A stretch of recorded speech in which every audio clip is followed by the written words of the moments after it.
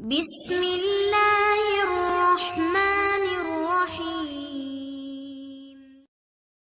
یقیناً یہاں حضرت آدم علیہ السلام کا مکمل واقعہ سادہ اور آسان اردو زبان میں بیان کیا گیا ہے تاکہ ہر عمر کا فرد اسے سمجھ سکے۔ حضرت آدم علیہ السلام کا مکمل واقعہ۔ پیدائش سے پہلے کا پس منظر۔ جب اللہ تعالیٰ نے زمین و آسمان، چند، سورج، ستارے، فرشتے اور جنات پیدا کیے تو اللہ تعالیٰ نے ارادہ فرمایا کہ وہ زمین پر اپنا نائب خلیفہ پیدا کرے گا۔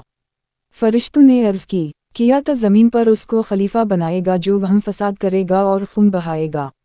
اللہ تعالیٰ نے فرمایا، میں وہ جانتا ہوں جو تم نہیں جانتے۔ سورۃ البقرہ 30۔ حضرت آدم علیہ السلام کی تخلیق۔ اللہ تعالیٰ نے حضرت آدم علیہ السلام کو مٹی سے پیدا فرمایا اور اس میں اپنی خاص روح پھونکی۔ جب حضرت آدم علیہ السلام وجود میں آئے تو اللہ نے فرشتوں کو حکم دیا، آدم کو سجدہ کرو۔ تمام فرشتوں نے سجدہ کیا سوائے ابلیس کے۔ وہ جنات میں سے تھا اور تکبر میں آ کر کہنے لگا، میں آگ سے پیدا ہوا ہوں اور آدم مٹی سے، میں اس سے بہتر ہوں۔ اللہ تعالیٰ نے اسے لعنتی قرار دے کر جنت سے نکال دیا اور وہ قیامت تک کے لیے انسانوں کا دشمن بن گیا۔ حضرت حوا علیہ السلام کی تخلیق۔ حضرت آدم علیہ السلام کو جنت میں رکھا گیا۔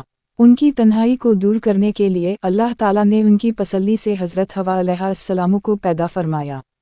وہ دونوں جنت میں رہتے اور ہر نعمت سے لطف اندوز ہوتے۔ اللہ تعالیٰ نے ایک حکم دیا، جنت میں جہاں چاہو رہو، جو چاہو کھاؤ، مگر ایک درخت کے قریب نہ جانا۔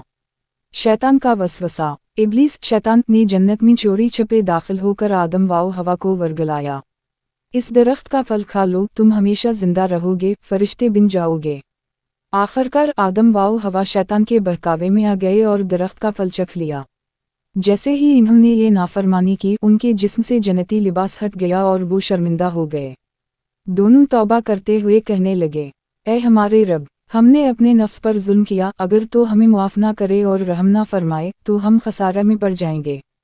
سورۃ الاعراف 23۔ زمین پر بھیجا جانا۔ اللہ تعالیٰ نے ان کی توبہ قبول کی، لیکن اب انہیں بطور آزمائش زمین پر بھیج دیا گیا۔ اللہ تعالیٰ نے فرمایا، اترو یہاں سے، تم ایک دوسرے کے دشمن ہوگے اور ایک وقت آئے گا جب تم سب میری طرف لوٹو گے اور میں تمہارے اعمال کا حساب لوں گا۔ دنیا میں زندگی۔ حضرت آدم علیہ السلام زمین پر اللہ کے پہلے نبی بنائے گئے۔ انہوں نے انسانوں کو اللہ کی عبادت اور نیکی کی تعلیم دی۔ حضرت آدم اور حضرت حوا کے کئی بچے ہوئے۔ ان میں قابیل و حابیل کا مشہور واقعہ بھی ہے جس میں قابیل نے حسد کی بنا پر اپنے بھائی حابیل کو قتل کر دیا اور یہ زمین پر پہلا قتل تھا۔ حضرت آدم کی وفات۔ حضرت آدم علیہ السلام نے تقریباً 930 سال عمر پائی۔